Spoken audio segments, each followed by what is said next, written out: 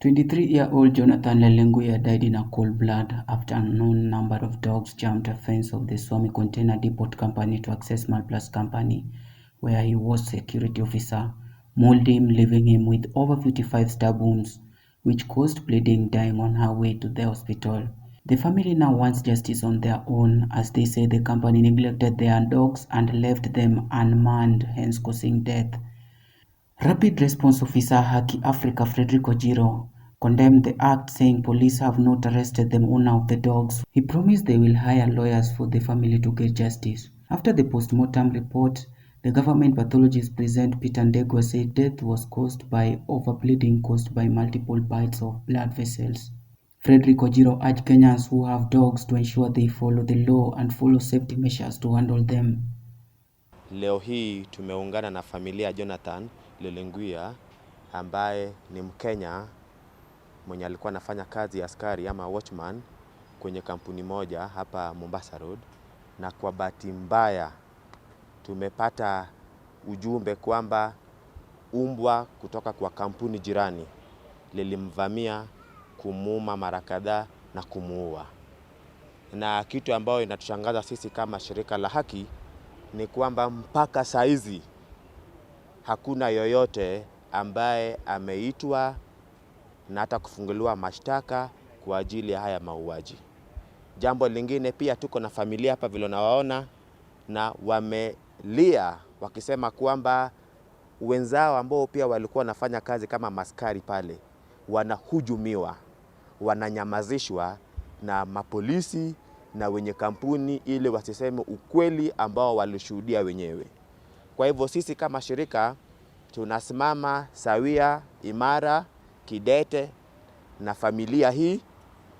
Tuko tayari kujitolea kuwapatia mawakili na tutafuatilia ili tuhakikishe kwamba wenye hii kampuni na wenye wanamiliki haya jibwa wameshikwa na wamefunguliwa mashtaka, na tuhakikisha kwamba hii familia imepata haki haraka iwezekanavyo.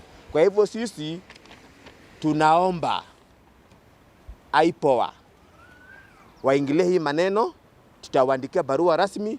Kwa hivyo iko ujumbe kamili kwamba kuna mapolisi ambao wanatepea katika kazi, wenyewe sasa wamegeuka, wanataka kufunika hii kesi, na pia tutaandikia rasmi Internal Affairs Unit ili wachunguze hao maofisa ambao wameshindwa kutekeleza haki kwa familia.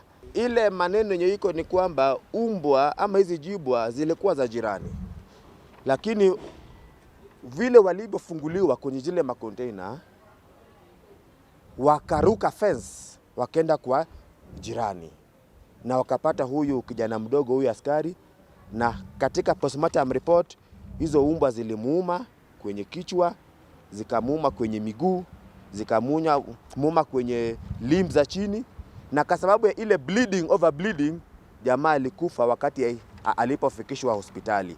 Kwa hivyo sisi tunasema kwamba hizi umbwa hazikuwa zenye hii kampuni yenye jamaa alikuwa anafanyia, bali zilikuwa za kampuni jirani. Lakini kampuni jirani, wakati uko na umbwa za aina hiyo, kwa nini usiweke fence that can guard as a security buffer? Why do you put a short fence na unajua uko na umbwa hatarini? Kampuni yenyewe ambao umbwa zake zimeua huyu kijana sasa zimeinterfere na crime scene na zikaweka atola fence.